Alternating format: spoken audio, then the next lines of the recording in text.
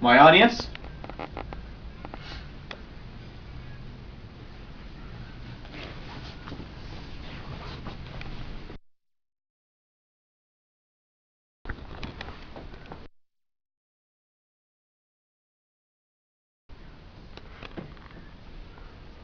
Squeal! Driving down the road when your car is yelling at you can get very irritating. Jack Erjebek said in 2010 in Automotive Technology that most brake pads have a metal strip that will contact the rotor and squeal when notifying the driver that you need a brake service. Today I would like to explain to you how to do a brake service so you can do one yourself and save a little money, or at least know what's going on with your car when you take it to somebody to do it. Doing a brake service will involve you with brake rotors, brake pads, and a brake job itself. On November 8, 2008, Jamie Deaton said in How Brake Rotors Work that brake rotors are an essential part of the brake process because they are what the brake pads clamp down on. When you do your brake job, you have a few options for rotors. You can take your original ones and get them resurfaced. The good thing about this is that it's a little cheaper and you can use what you have. The bad thing is you're going to have to find somebody that has the right equipment to do it, and they have to be thick enough to survive the process. You can of course buy new rotors, which is a good choice because you have a good product that's going to make it through your brake service and they're ready to go straight out the box. You don't have to wait for somebody to work on them, but they are a little more expensive than getting your rotors resurfaced. And for those of you with performance in mind, there are drilled and slotted rotors.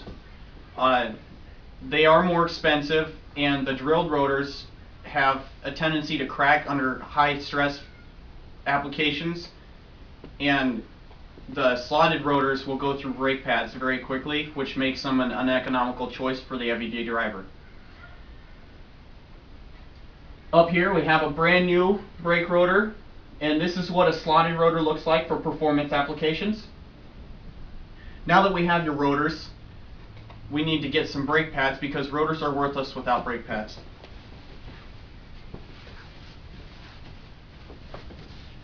On March 28, 2013, the DIY staff explained in their article Durability Comparison Ceramic versus Semi-Metallic that you will normally choose between ceramic and semi-metallic brake pads. Ceramic brake pads are a good choice because they give off a little dust, which helps your car look cleaner, and they last a long time. They are a little more expensive,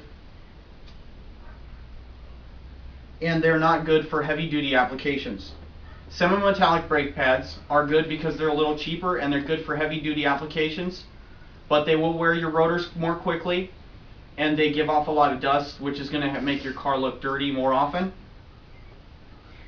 Here we have an old brake pad that has gone way past its service limit, and this is how thick a new one should look when you put your new ones on.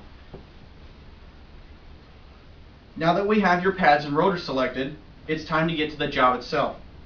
Larry Carley said on February 19, 2008, in doing a complete brake repair service, to be thorough and don't skip any steps. So we're going to begin our process by removing your wheel and tire assemblies after jacking up your vehicle and putting it on jack stands.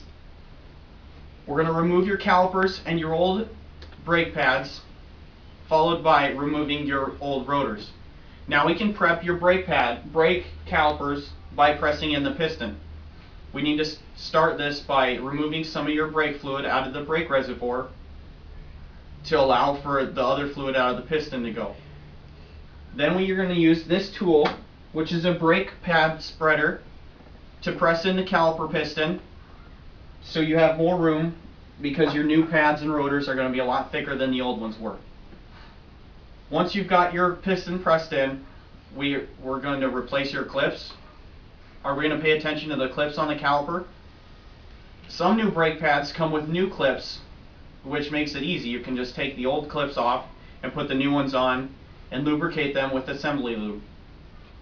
If this isn't the case, you can reuse your old ones by using a wire brush to clean them up and also lubricating them with brake assembly lube. You also need to pay attention to the pins on your caliper. For floating caliper systems, they need to be lubricated and free so your calipers can slide back and forth. Now that we have your calipers ready, we're going to put everything back together.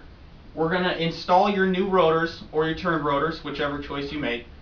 We're also going to install your new brake pads and your calipers on top of that, making sure you tighten all your bolts correctly. Once your assemblies are together, it's time to put the tires back on your car. We're going to install and torque your wheel and tire assemblies to manufacturer's specification because we don't want your tire coming off while you're driving down the road. After your tires are back on, you can let it off its jack stands and get in the car. We're going to want to pump up the brakes until you have a nice firm pedal by just pushing down your pedal all the way to the floor, letting it up and pushing it back down until your pedal has a nice firm feel to it. Then we're going to want to go under your hood and find your brake reservoir that you took fluid out of. We're going to want to fill it up with brake fluid, 3 or 4 brake fluid until it's just below the max line.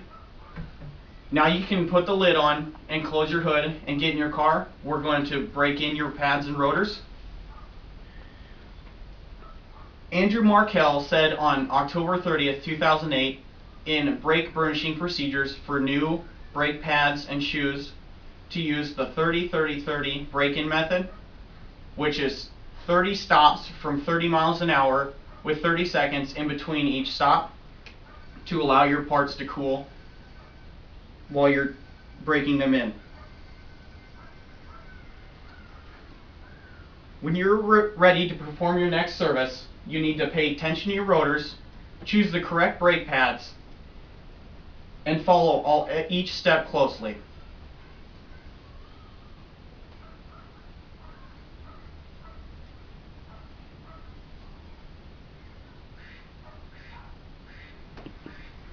Once you complete your first brake job, I'm confident that you'll be confident to do many more after to help save yourself money every time you need to replace your brakes.